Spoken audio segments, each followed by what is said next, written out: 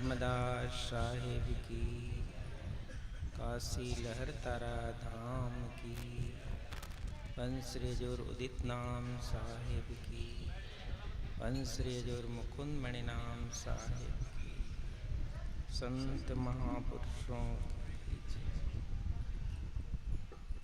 हे सतगुरो सुखदेही जगदेक बंधु, हे शांतिदांत भगवन करुणैक सिंधु, हे मुक्तिदायक यतीन्द्र शिरोमणि, मामध्यपालयन् निजं शरणागत त्वां।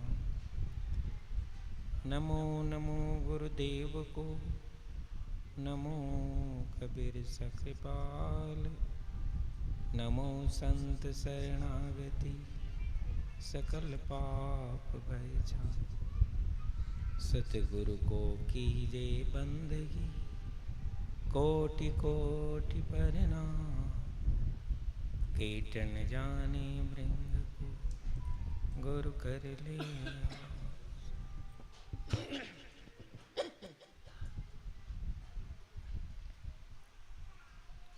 आज इस पावन अवसर पर इस नए घर में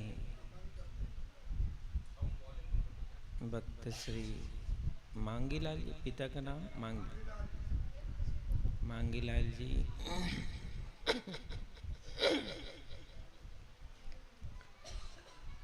इस नए घर में मंगल आरती की रचना हुई और आप सब इस शुभ अवसर पर इनके निमंत्रण को स्वीकार कर आप सब पधारे। संत महापुरुष, भक्त प्रेमी, जिज्ञासुजन, भक्तिमती माताएं, सोजस सिटी निवासी भक्तजन, दूसरे गांवों से, शहर से, जिले से, प्रांत से आए सभी संत महापुरुष, भक्तजन, नए घर में सद्गुरु की पूजा की जो विधि है ये मंगल विधान कहते हैं। और निमंत्रण जब मिलता है तो आप आते हैं, अतिथि निमंत्रण मिलने पर आते हैं। कुछ अतिथि हैं बिना निमंत्रण के आते हैं। ऐसे ही जब हम अपने हृदय से निमंत्रण नहीं, आवाहन, जब हम अपने इष्ट को आवाहन करते हैं तो हमारे आवाहन को स्वीकार कर इष्ट की भूमिका आती है। और इसीलिए जो जिस मार्ग पर रहता है, चलता है, गुरमुखी है, उसको अपने इष्ट का ही आवाहन करना चाहिए, दूसरे का आवाहन नहीं करना चाहिए। क्योंकि दूसरे का आवाहन करने से सदा ही जो बाधाएं हैं वो बाधाएं बनी रहती है। क्योंकि इष्ट नहीं है, उसको तुमने आवाहन कर दिया। तो इसीलिए मंगल आरती भी अपने इष्ट का आवाहन है। उनकी सूक्ष्म शक्ति, उनका आशीर्वाद मेरे नए घर में विराजित हों और हम सब परिवार उसके बाद उस घर में निवास करें। इसको आनंद आरती ही नहीं, सद्गुरु का आगमन करते हैं। तो सद्गुरु के आगमन के लिए हमने जो विधि की रचना की उसको मंगल विधान कहते हैं, यह मंगल आरती।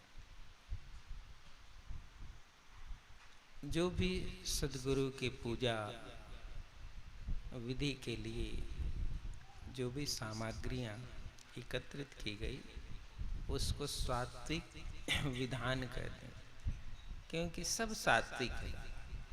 पत्र पुष्प नारियल फल मेवा मिष्ठान, ये क्या है? ये सात्विक है।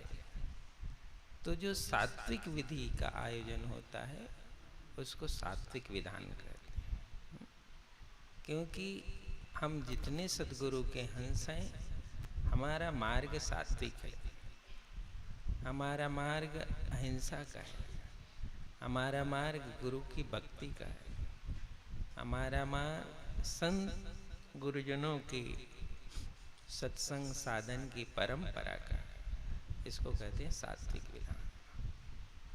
तो यही सद्गुरु मेरे जीवन में सात्विक भक्ति और शक्ति का हमेशा निवास बना रहे, ऐसे भाव से हम जो है सद्गुरु की प्रथम आवाहन करते हैं। किससे? शुभ भाव से, श्रेष्ठ भाव से, मंगलमय भाव से। इसको गृह प्रवेश की विधि कहते हैं, मंगल विधान कहते हैं, आरती विधान कहते हैं। और इस शुभ अवसर पर जितने भी भक्त हंस जिज्ञासु आते हैं, इस शोभा को बढ़ाने के लिए, इस कार्यक्रम को सफल बनाने के लिए, वो सब हमारे इस ज्ञान यज्ञ में, पूजा यज्ञ में सम्मिलित होकर सद्गुरु को नमन करते हैं, वंदन करते हैं।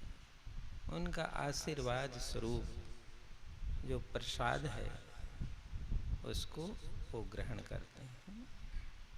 ये विधि है, ये जो है साहिब के मार्ग में धनी धर्मदास साहिब के बताए हुए रास्ते की ये विधि है। इसलिए हमेशा इष्ट की भूमिका को आगे रखना चाहिए। कहा जाता है सिर पर साहिब रागी चलिए आज्ञा मान। पहले अपने इष्ट को आगे रखना, उसकी आज्ञा से चलना। सिर पर साहिब राखिए चलिए आज्ञा माए, कहें कबीर उस दास का तीन लोग डर ना है। उसका डर है, भय है, वो भय से मुक्त हो जाता है। तो जिसके जीवन में विधि है, विधान है, अब साहिब का तुमने पूजा का स्थान बनाया, तो घर का जो भी साधक है, भक्त है, हंस है, नित्य यहाँ दीप जलाना पड़ेगा। इस घर में पूजा की जगह नित्य दीप जलाना, सद्गुरु की वंदन करना, सद्गुरु का संध्या वंदन होना,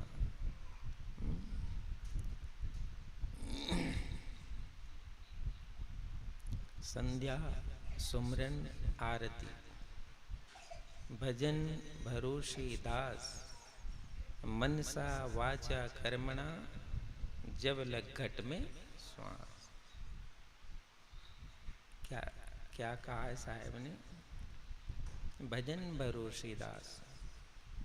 हम शिष्य हैं, साधक हैं, भक्त हैं, तो हमको किसका भरोसा रखना चाहिए? तो कहते हैं भजन का भरोसा रखो, अपने भजन का भरोसा रखना।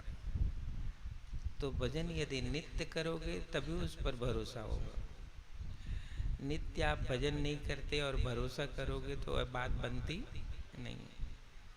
भजन भरोसे दास। हमें अपने भजन का भरोसा इसलिए है क्योंकि नित्य हम भजन सुमरन नियम से करते हैं। मन सा वाचा कर्मण, मन से, वचन से और कर्म से उस भजन का संबंध होता है। और कहते हैं जब लग घट में श्वास। ये भजन तब तक चलते रहना चाहिए जब तक हमारे इस शरीर में श्वास चलती है।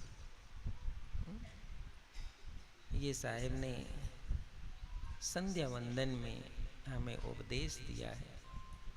तो नित्य उस घर में संध्या वंदन हो, साहिब की स्मरण हो, साहिब का दर्शन हो, साहिब की सेवा हो, साहिब की बंदगी हो। पल पल गुरु को बंदगी, चरण नमाओ शीस। पल पल अपने सदगुरु को मानसिक बंदगी, मन से भी बंदगी किया जाता है, सुमरन से भी बंदगी किया जाता है, और साक्षात संत गुरु को हम अपने साहिब रूप में जानकर साक्षात बंदगी करते हैं, है ना। संत गुरु आए तो हमें लगता है कि मेरे साहिब ने मेरे दर्शन के लिए इनको भेजा, इसलिए हम उसका साक्षात बंदगी करते हैं। जब कोई संत गुरु का दर्शन नहीं होता है तो हम मानसिक बंदगी करते हैं, मन से, स्मरण से, हृदय से हम बंदगी को अपने इष्ट तक पहुंचा देते हैं। ये है विधि, भजन की यही विधि है। तो मन से भी बंदगी भजन, साक्षात बंदगी भजन। कोई संत गुरु आए तो मेरे साहिब ने मेरे द्वार पर उन्हें भेजा है, ऐसा भाव रखकर, शुद्ध और पवित्र भाव रखकर उनका सेवा सत्कार बंदगी करना, ये साक्षात दर्शन होता है। उसको कहा जाता है साक्षात दर्शन। इस तरह की जो विधि है जीवन में, साहिब के बताए हुए मार्ग में चलने की जो विधि है, उसके अनुकूल रहना चाहिए। बहुत कठिन होता है जग में मन को सीमाओं पर रखना। कठिन तो जरूर होता है कि मन को परिधि पर रखना, सीमा पर रखना, लेकिन कठिन को ही भजन से सरल करना पड़ता है, उसको सरल बना के रखना। तो जिसके जीवन में सुमरन की ताकत है, भजन की ताकत है, पवित्रता की ताकत है, तो स्वभावतः शुद्ध एनर्जी उनके साथ रहती है। ये नियम है। आप नियम को तोड़ोगे और उसका पालन नहीं करोगे, तभी कुछ एनर्जी गड़बड़ होगी। नहीं तो यदि आपने नियम का पालन किया है, शुद्धता और पवित्रता का ध्यान रखा है, मन से सद्गुरु का भजन सुमरन का भाव रखा है, साक्षात कोई संत गुरु का दर्शन का भाव रखा है, तो निश्चित रूप से शुद्ध एनर्जी साथ रहती। ये इस नए जो गृह है उसके ये व्यवस्था है, ये नियम है, उसको धारण करना, उसका पालन करते रहना, और हमेशा अपनी स्मृति में, अपने स्मरण में इन पलों को भी याद रखना कि हमें गुरुजी ने क्या उपदेश दिया। सुबह उठते ही हमें कुछ गुरु का उपदेश याद कर लेना चाहिए कि मुझे कुछ उपदेश दिया गया है, कुछ नित्य नियम का उपदेश दिया गया है, ताकि मैं उसे भूलूं ना, मैं उससे दूर ना हो जाऊं। ऐसे स्मरण करना, ख्याल करना, ये जरूरी होता है। कभी कभी आदमी दूसरा काम को बहुत महत्व देता है, और जो स्मरण है, मन से भी स्मरण है, पवित्रता है, शुद्धता है, उसको भूल जाता है। उसका कारण बन जाता है कि जिसको तुम भूले हो और जिसको तुम महत्व दिए हो, तो जिसको महत्व दिया उसका प्रसार तो बढ़ जाएगा, जिसको महत्व नहीं दिया उसकी ताकत घट जाएगी, उसकी ताकत घट जाएगी। फिर बाद में तुम साहब को याद करोगे, साहब ये हो गया, वो हो गया, ऐसा हो गया, वैसा हो गया। तो ये तो भूल तुमसे ही हुई है, ये भूल आपसे हुई है। उस भूल को सुधारो। साहब से शिकायत मत करो, उस भूल को सुधारो। उस भूल को होने न दो जीवन में, फिर शिकायत का अवसर नहीं आता है। जब भूल होती है स्वयं से, तभी आप शिकायत का अवसर पैदा करते हैं।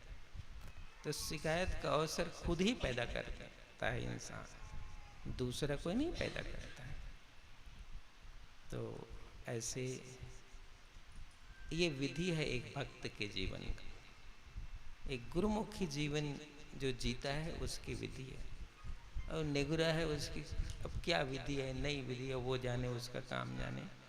लेकिन जो गुरुमुखी है उसकी ये विधि है, इस विधि पर उसको चलना चाहिए। तो आज इस सात्विक यज्ञ आनंद आरती की विधि से इस घर में मंगल विधान का आयोजन हुआ, और सभी संत महापुरुष दूर दूर से आए। इस परिवार का शुभ भाग है कि बहुत से संत द्वार पर आए और सबका दर्शन लाभ इस परिवार को मिला। ये भी परम सौभाग्य होता है कि हमारे ऐसे शुभ कार्यों में संत साक्षी बनकर आते हैं, अतिथि बनकर आते हैं, हमारे मंगल में साथ होने के लिए आते हैं।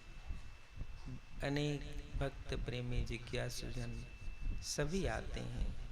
तो यह भी परम सौभाग्य होता है कि इतने हंस इस पावन घर में आए, उनका चरण पड़ा, उनका आशीर्वाद मिला और भक्ति में विनम्रता आई, अभिवृद्धि हुई भक्ति की। उससे भक्ति की अभिवृद्धि होती है, संतों के आगमन से, भक्तों के आगमन से।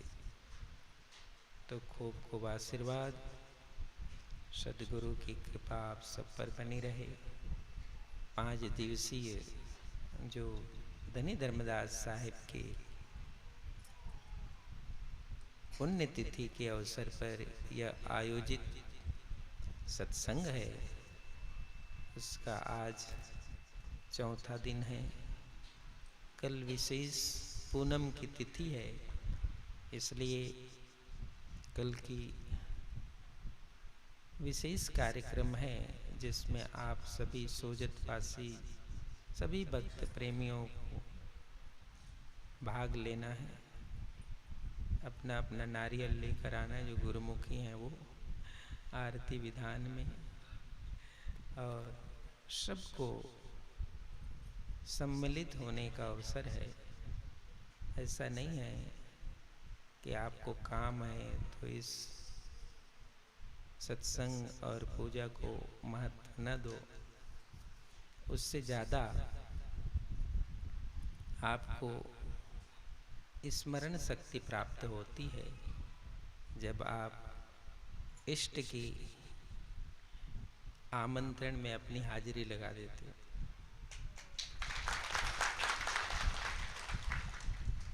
क्योंकि वो सब जानता है, तन की जाने, मन की जाने, चित्त की जाने चोरी। उस साहिब से क्या छिपा वो जिसके हाथ में ही डोरी है। उससे कुछ छिपता, कुछ नहीं छिपता है उससे, सब पता है उनको। तो उनकी इस उपस्थिति में अपनी हाजिरी लगाना सबको बहुत आवश्यक है, क्योंकि साल में एक बार ये 5 दिवसीय सत्संग की आपके सोजत में शुरुआत हुई है। तो उसका लाभ लेना, श्रद्धा पूर्वक, प्रेम पूर्वक, अनुराग पूर्वक लाभ लेना चाहिए। ऐसे तो संभव होता नहीं है, लेकिन यदि योग बन गया है, संयोग बन गया है, और संत महापुरुष देखो कितने दूर दूर से आए, कहाँ रतलाम से आए, कहाँ झालरापाटन से आए, झालावाड़ से आए नहीं, दूर दूर से आए, और तुम यहीं से नहीं आते। मुझे सुनने मिला है 1500 आदमी का भोजन बनता है, 200 आदमी सत्संग में बैठते हैं। 200 आदमी आप सत्संग में बैठते हो, और वो कितने दूर से आए हैं पता है? 400-500 किलोमीटर से लोग आए हैं, और जब से सत्संग शुरू हुआ है तब से यहाँ आए। इसीलिए कहा जाता है लक्ष्य कोस भौरा बसे, लक्ष्य कोस भौरा बसे, लिया पुहुप का बास, दादुर बच्चा क्या जाने जो रहे कमल के पास। ये तुम्हारे जैसे लोगों के लिए साहब ने कहा था कि लक्ष्य कोस में भौरा बसता है, भौरे और तितली, और तालाब में कमल खिला होता है। उस तालाब में पराग होता है, उस कमल में पराग होता है। उस पराग को पाने के लिए बहुत दूर से वो आ जाते हैं। दादुर बच्चा क्या जाने, वो मेढक वहीं रहता है पास में, उसको पता ही नहीं चलता है कि इसमें पराग है, ये इतना सुंदर है, इसमें पराग है, उसको पता चलता। ऐसे ही दशा है ना, ऐसे ही जब दशा है तो कोई भी वंचित हो जाएगा। दूर वाले तो लाभ ले लेते हैं, और नजदीक वाले उससे चूक जाते हैं, क्योंकि तुमको सुगंधी दूसरी चीज की मिलती है, उनको सुगंधी दूसरी चीज की मिलती है ना। तुमको जिस चीज की सुगंधी मिलती है वहां तुम पहुंचते हो, उनको जिस चीज की सुगंधी मिलती है वहां वो पहुंचते हैं, तो फर्क पड़ गया। फर्क है ना, बहुत फर्क है। तो ये सौभाग्य से एक निमित्त बनता है, योग बनता है।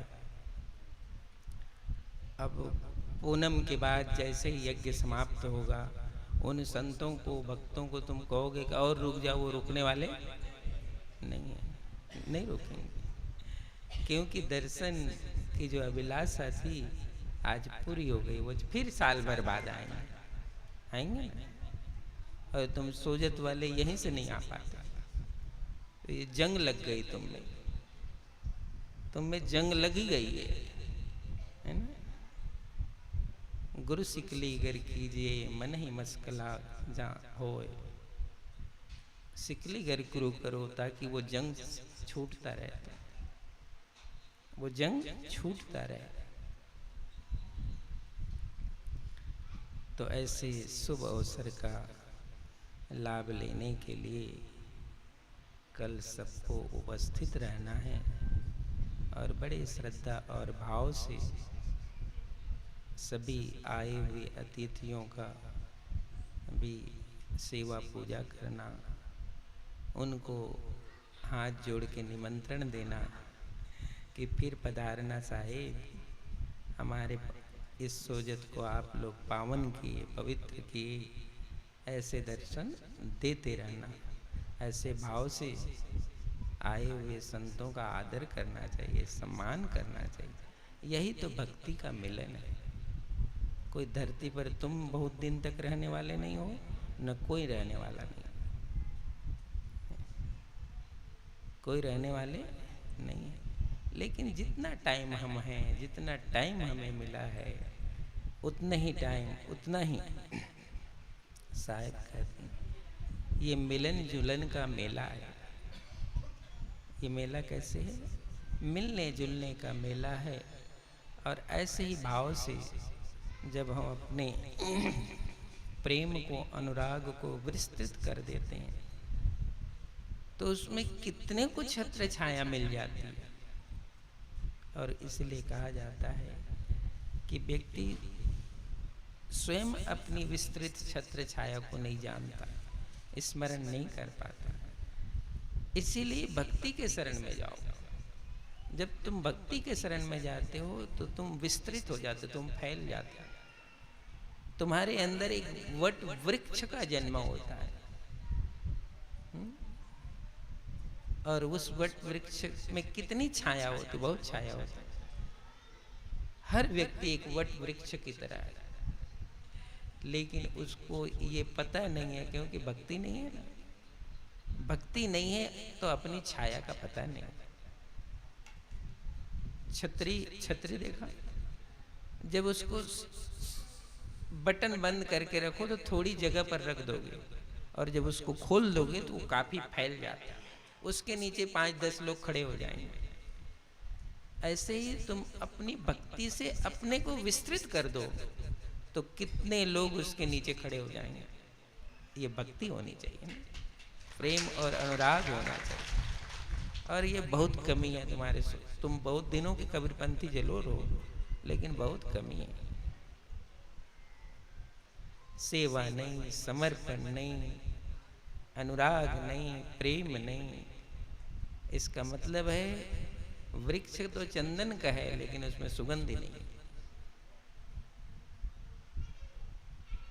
वृक्ष तो चंदन का है, लेकिन तुम में सुगंधि नहीं है। और जो चंदन का वृक्ष कहलाता जरूर है, लेकिन यदि उसमें सुगंधि नहीं है तो वो कोई काम का नहीं, वो दूसरे लकड़ी की तरह ही है। वो क्या है, उसकी कीमत नहीं है। फिर दूसरे लकड़ी और चंदन की लकड़ी को 10,000 रुपये से ज्यादा किलो है चंदन का की लकड़ी का। और यदि चंदन की लकड़ी में सुगंध नहीं तो फेंक दिया जाएगा दूसरी लकड़ी की तरह। उसमें उसकी कीमत तो तभी जब उसमें सुगंधी है। साहिब कहते हैं ऐसे ही उस भक्त और हंस में तभी सुगंधी है जब उसमें भक्ति ओतप्रोत है।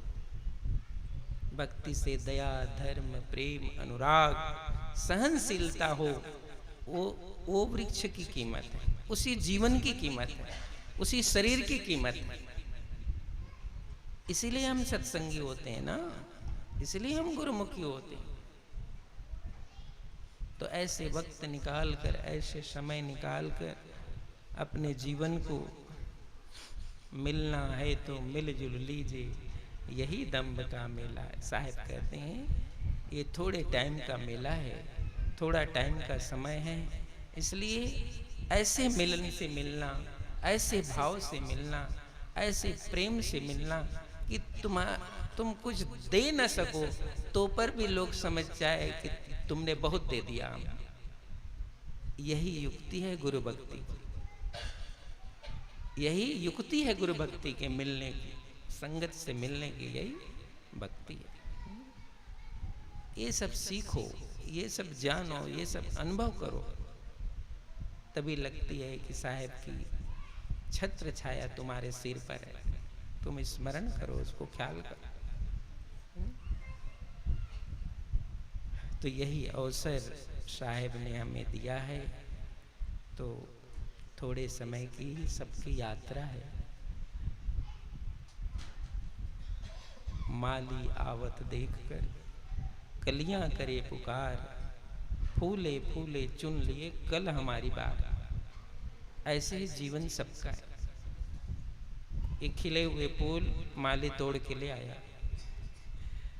आज जो नहीं खिला था वो कल खिलेगा, कल उसको तोड़ दिया जाएगा, कल उसकी बारी आ जाएगी। तो संसार में तो सबकी बारी आ रही है। तो अपने भी को भी इस छोटी सी जीवन यात्रा में जो कुछ सुगंधी है उसको दूसरे को बांटना, और प्रेम, अनुराग, भक्ति, कुछ चीजों को तुम अपने अंदर से जीत जाओगे तो वो भक्ति से ही जीत सकते हो। दूसरा साधन नहीं है, दूसरा साधन नहीं है। तुम स्वयं अपने से जीतने का एक ही साधन है कि वो भक्ति है। और यही अवसर मिलता है। सदगुरु द्वार पर आते हैं, साहिब द्वार पर आते हैं, संत द्वार पर आते हैं, तो तुम्हारी परीक्षा भी हो जाती है। तुम्हारी वाणी से किसी के लिए अच्छा प्रेम के शब्द निकले कि नहीं, वो तो जाकर बताएंगे ना, दूर से आए बताएंगे ना, हम सोजत गए थे, क्या हुआ क्या नहीं हुआ, कैसे रहे कैसे नहीं रहे, वहाँ कैसे लोग हैं क्या हैं, वो बताएंगे नहीं, वो तो बताएंगे। तो तुम्हारी भक्ति प्रेम की सुगंधी उनके थ्रू बहुत दूर चली जाएगी। तो सभी घर के जो लोग हैं उनको चाहिए कि पूरे परिवार के लोगों को कहो कि 2-4 दिन के लिए साहेब का सत्संग है, सब लोग चलो, जैसे जैसे समय निकाल कर आना चाहिए, क्योंकि ये जो अवसर है ये फिर बार बार मिलता नहीं है। किसी योग संयोग से साल में चलो किसी ने शुरुआत कर दी, भक्त श्री छगन लाल जी ने, कि भाई धर्मदास साहब की पुण्यतिथि हर साल आती है, तो क्यों नहीं हम सोजत वाले उसका लाभ लें। साथ ही और भी जो भक्तजन हैं जिनके द्वारा सेवा दी जाती है, भोजन की, पंडाल की, और बहुत सारी आप लोग सेवा देते हो, खर्च करते हो, लेकिन उसका लाभ लो, वो लाभ जरूरी है। तो आशीर्वाद इस परिवार को, मांगीलाल जी, शेरू जी, उनके समस्त परिवार को इस नए घर में मंगल आरती विधान की रचना करवाई और आप सबको एक दर्शन का लाभ दिया। बोलो सदगुरु कबीर साहिब की।